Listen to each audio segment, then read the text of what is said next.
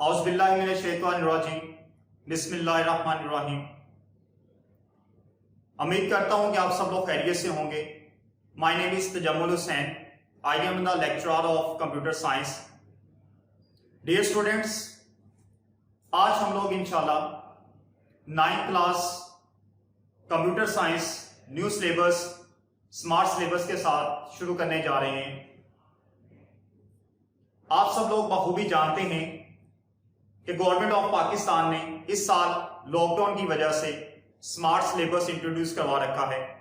Smart syllabus जिसमें आपकी book से कुछ टॉपिक्स सिलेक्ट कर दिए गए हैं, सिलेक्टेड टॉपिक्स जो कि इस दफा board of intermediate and secondary education all over the Punjab papers जो मुनक्किद करवाएगा, बोर्ड पेपर्स जो मुनक्किद करवाएगा, वो स्मार्ट सिलेबस को फॉलो करते हुए करवाएगा। तो हमारी फर्स्ट प्रायोरिटी डेफिनेटली यही होगी कि हम लोग स्मार्ट सिलेबस को फॉलो करते हुए तमाम टॉपिक्स को बखूबी अंडरस्टैंड करें, उनके शॉर्ट क्वेश्चंस करें, उनका प्रैक्टिकल पोर्शन करें। तो वन बाय वन जैसे जैसे हम लोग लेक्चर्स अंडरस्टैंड करते जाएंगे, इंशाल्लाह वन बाय वन तमाम टॉपिक्स को डिस्कस भी करते जाएंगे। प्यारे बच्चों, स्मार्ट सिलेबस के साथ साथ इंशाल्लाह मेरी पूरी कोशिश होगी कि हर टॉपिक से रिलेटेड उसके जो शॉर्ट क्वेश्चन होंगे इंग्लिश मीडियम के, उर्दू मीडियम के, वो साथ साथ मैं आपको उस वीडियो के अंदर समझा दूंगा, बता दूंगा कि इस टॉपिक से रिलेटेड कौन से शॉर्ट क्वेश्चंस हैं। तो अगर आप लोग बर वक्त मेरी तमाम वीडियोस को व्यू करना चाहते हैं, मेरे हर लेक्चर के साथ साथ आप लोग चलना चाहते हैं, तो ये आप पे लाजम होगा कि आप मेरे चैनल को सब्सक्राइब करें, नीचे दिए गए बेल आइकन को प्रेस करें, शेयर करें, लाइक करें, उन तमाम दोस्तों तक ये वीडियोस पहुंचाएं जो कि आपके क्लास फेलोस हैं, आपके दोस्त हैं, ताकि वो भी इन वीडियो से मुस्तफीद हो सकें। डियर स्टूडेंट्स, आप मुझे कमेंट्स में अपनी राय से आगाह कर सकते हैं। आप टॉपिक से रिलेटेड क्वेश्चन कर सकते हैं।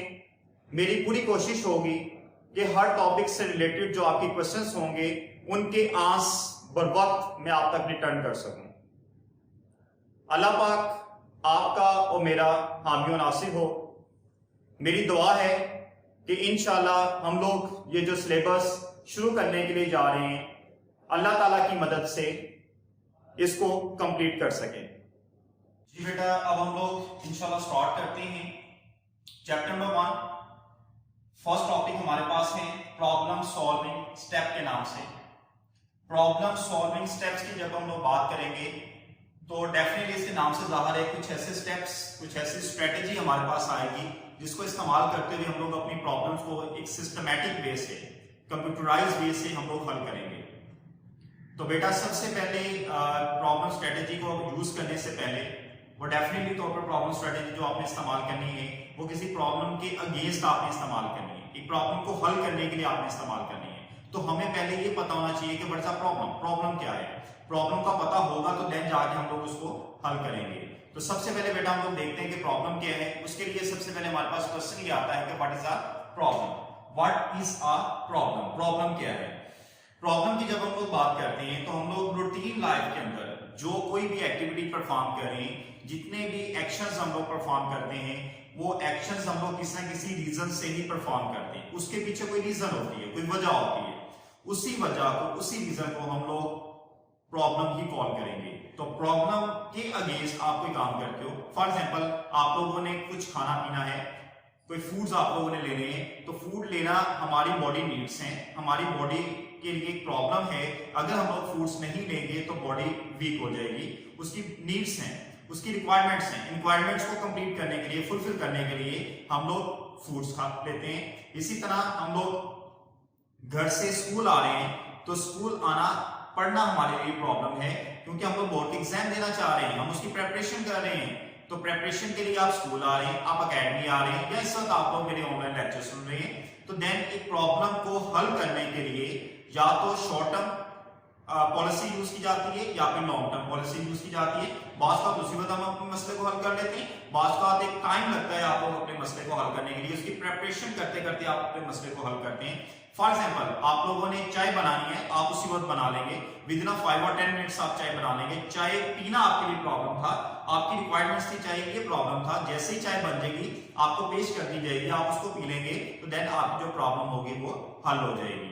इसी तरह आप लोगों ने बोर्ड के एग्जाम में आपको एग्जांपल दी, तो 1 साल 2 साल आप उसकी प्रिपरेशन करते हैं, एक लॉन्ग टर्म पॉलिसी के साथ साथ आप अपनी प्रॉब्लम को हल करते हैं और देन जाके बोर्ड के एग्जाम देने के बाद जब आपका रिजल्ट आता है तो आपकी प्रॉब्लम हल हो चुकी होती है। तो बेटा मेरा सब कुछ कहने का मतलब ये है कि आप लोगों ने जो कोई भी काम करना है उस काम करने के पीछे जो रीजन है, जो वजह है, वो एक्चुअली क्या कहलाएगी, प्रॉब्लम कहलाएगी। तो आए बेटा अब हम लोग स्टेप्स देखते हैं, प्रॉब्लम सॉल्विंग स्टेप्स कौन कौन से हैं। प्रॉब्लम सॉल्विंग स्टेप्स में जो पहला स्टेप हमारे पास है, वेरी इंपॉर्टेंट स्टेप, वो स्टेप कहलाता है डिफाइनिंग अ प्रॉब्लम।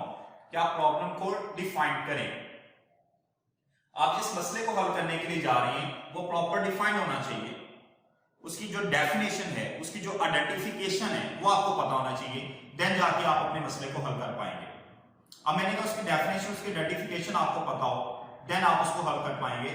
तो बेटा यहाँ पे गौर करें, बिल फर्स्ट एग्जांपल के तौर पर आप एक किसी डॉक्टर के पास जाते हैं, डॉक्टर के पास जब आप जाएंगे तो डॉक्टर आपसे डिफरेंट किस्म के क्वेश्चंस करेगा कि आप कब से बीमार हैं, आपको क्या क्या बीमारी फील हो रही है, आपके क्या सर में दर्द है, क्या आपके पेट में दर्द है, वो डिफरेंट किस्म के क्वेश्चंस आपसे करेगा। उसके क्वेश्चन करने का मकसद क्या है, वो एक्चुअल उस पॉइंट पे पहुंचना चाहता है कि कौन सी ऐसी रीजन है जिस रीजन की वजह से आप उनको फीवर फील हो रहे हो। तो बेटा ये सारी बातें करने का मकसद आपको प्रॉब्लम की रीजन का पता हो, आपको प्रॉपर उसकी डेफिनेशन का पता हो। देन अगर किसी बंदे ने आपको कंप्यूटराइज सॉफ्टवेयर बनाने के लिए दिया है, आप फॉर एग्जांपल एक सॉफ्टवेयर इंजीनियर हैं, आपके पास कोई कंपनी, आपके पास कोई पर्सन आता है कि आपको कहता है कि मेरे कोई एजुकेशन इंस्टीट्यूशन है, हमें उसके लिए एक सॉफ्टवेयर बिल्ड करवाना है। देन आप क्या करेंगे कि आप उससे एक स्टेटमेंट मांगेंगे, मुझे एक रिटर्न स्टेटमेंट दो कि आप अपने सॉफ्टवेयर के अंदर कौन कौन से गोल्स अचीव करवाना चाहते हैं, आप अपने सॉफ्टवेयर के लिए कौन कौन सी रिक्वायरमेंट चाहते हैं, आप अपने सॉफ्टवेयर से कौन कौन से फंक्शंस परफॉर्म करवाना चाहते हैं, देन जाके आप उसका एक सॉफ्टवेयर बिल्डअप कर पाएंगे। तो बेटा कोई भी प्रॉब्लम आपने हल करनी है तो प्रॉपर उसकी एक स्टेटमेंट बनवाएं, एक स्टेटमेंट लिखवाएं। आप सिंपलेस्ट ये ले लें कि आप बोर्ड के जब एग्जाम देने बैठेंगे या आप स्कूल का कोई टेस्ट देने के लिए बैठते हैं तो जो आपके टीचर हैं वो आपको क्वेश्चन लिख के देते हैं, एक सवाल लिख के देते हैं, आप उस सवाल को प्रॉपर अंडरस्टैंड करते हैं। आप जितनी देर तक उस सवाल को अंडरस्टैंड नहीं करेंगे आप उतनी देर तक उसका आंसर नहीं दे पाएंगे। जब आपके पास सवाल होगा तो देन वो आपके लिए प्रॉब्लम है, जैसे ही आप उसका आंसर देंगे तो प्रॉब्लम आपकी रिजॉल्व हो चुकी होगी, वो प्रॉब्लम आपकी हल हो चुकी होगी। अब मे भी आप प्रॉब्लम को प्रॉपर हल करें, मे भी आप प्रॉब्लम को प्रॉपर हल ना कर पाए। कुछ बच्चे ऐसे होते हैं जो कि प्रॉपर जवाब दे पाते हैं, कुछ ऐसे होते हैं जो कि प्रॉपर जवाब नहीं दे पाते। हर बातों को, हर चीज को यहाँ पे काउंट किया जाता है। तो आइए हम लोग वापस करते हैं, हमारे पास टॉपिक था डिफाइनिंग द प्रॉब्लम, एक प्रॉब्लम को डिफाइन करना।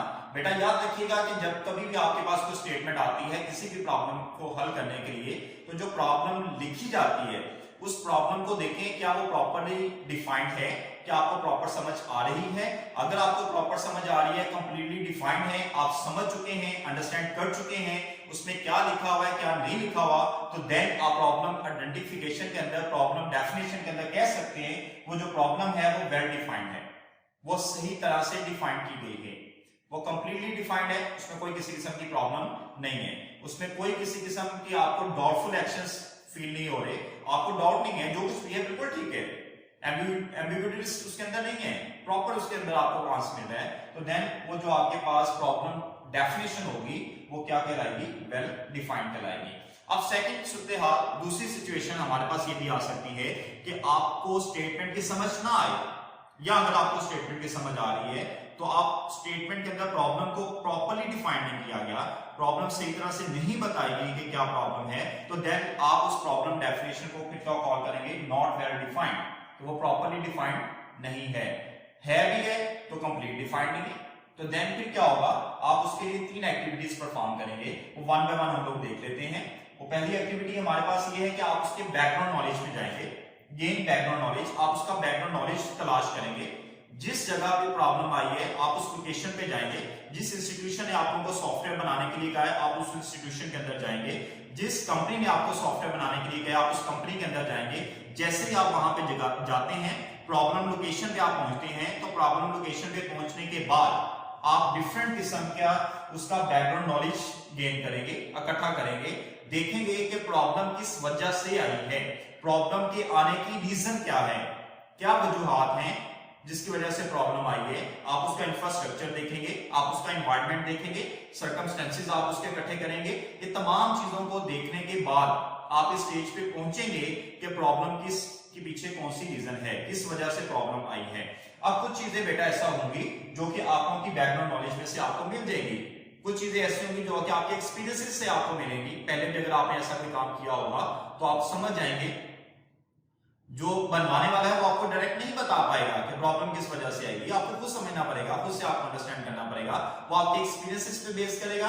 और लेट्स आपका अगर वहां पे किसी किस्म का एक्सपीरियंस काम नहीं आ रहा, ऐसा वैसा कोई एक्सपीरियंस पहले नहीं था, तो देन फिर क्या होगा, आपको गैस लगा सकते हैं। आप अपनी तरफ से गैस लगाएंगे, पॉसिबल है इस तरह ऐसा हुआ तब प्रॉब्लम आ गई, पॉसिबल ऐसा हुआ तब प्रॉब्लम आ गई। डिफरेंट किस्म के गैसेस लगा के, जो कि एस्टिमेटेड प्रॉब्लम डेफिनेशंस होंगी, एग्जैक्ट नहीं होंगी, एस्टिमेटेड आप गैस लगाएंगे। हो सकता है इस वजह से प्रॉब्लम आई हो सकता है इस वजह से आई हो।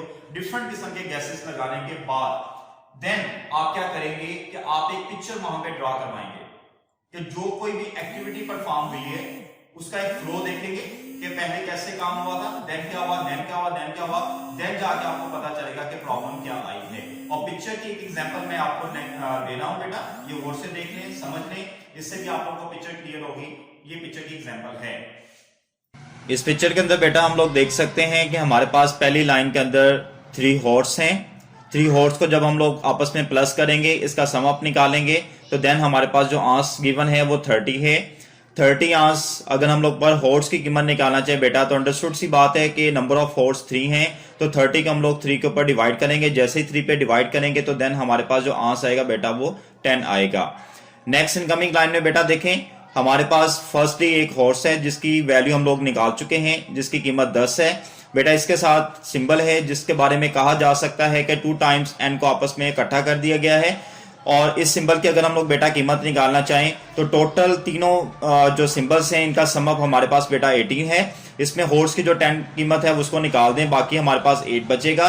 2 टाइम्स ये सिंबल जो हमारे पास गिवन है बेटा, तो हम लोग 8 को 2 पे डिवाइड करते हैं तो देन हमारे पास जो आंस आएगा वो डेफिनेटली तौर पर 4 आएगा। इसके बाद बेटा थर्ड लाइन में आए तो थर्ड लाइन में हमारे पास फर्स्ट ही जो ऊपर गिवन सिंबल था वो है, जिससे हमने कहा था कि 2 टाइम्स n को आपस में ज्वाइन किया है बेटा। इसकी वैल्यू अंडरस्टूडली हम लोगों ने कैलकुलेट कर ली है, वो वैल्यू इसकी 4 है। और 4 के बिल्कुल साथ ही देखा बेटा इसमें से माइनस किया गया है सॉक्स को। सॉक्स का एक कंप्लीट जोड़ा है हमारे पास, 2 सॉक्स हैं बेटा, और 2 सॉक्स को अगर हम लोग 4 में से माइनस करते हैं तो देन आंस 2 आता है। तो डेफिनेटली तौर पर अगर इसको एज अ एक्स कंसीडर किया जाए तो 4 minus x is equal to 2, और x की अगर कीमत बेटा हम लोग निकालें तो 4 माइनस 2 इज इक्वल टू 2। तो हमारे पास सॉक्स का जो जोड़ा है बेटा इसकी वैल्यू जो है वो 2 आएगी। इसके बाद लास्ट लाइन में बेटा देखें, सॉक्स के जोड़े में से एक सॉक इस्तेमाल की गई है, ऊपर इसकी वैल्यू हमारे पास बेटा 2 निकली थी, तो डेफिनेटली तौर पर जोड़े में से अगर 1 इस्तेमाल की गई है तो इसकी कीमत भी 1 हो जाएगी।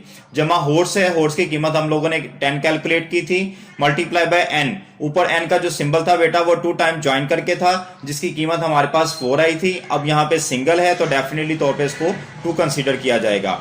यहाँ पे बेटा अगर हम लोग गौर करते हैं तो जो एक्सप्रेशन हमें गिवन है, इस एक्सप्रेशन के अंदर 2 सिंबल्स हैं। फर्स्ट सिंबल बेटा हमारे पास प्लस आ रहा है, सेकंड सिंबल बेटा हमारे पास मल्टीप्लिकेशन का आ रहा है। तो अगर हम लोग डिमास का रूल इस्तेमाल करते हैं, डिवीजन मल्टीप्लिकेशन एडिशन सब्ट्रैक्शन, तो पहले बेटा हम लोग मल्टीप्लिकेशन परफॉर्म करेंगे, देन जाके हम लोग प्लस का अमल करेंगे। तो मल्टीप्लिकेशन करते हैं बेटा हम लोग, 10 multiply by 2 is equal to 20 के अंदर हम लोग 1 प्लस कर देते हैं, तो देन बेटा हमारे पास आंसर जो आएगा वो 21 आएगा।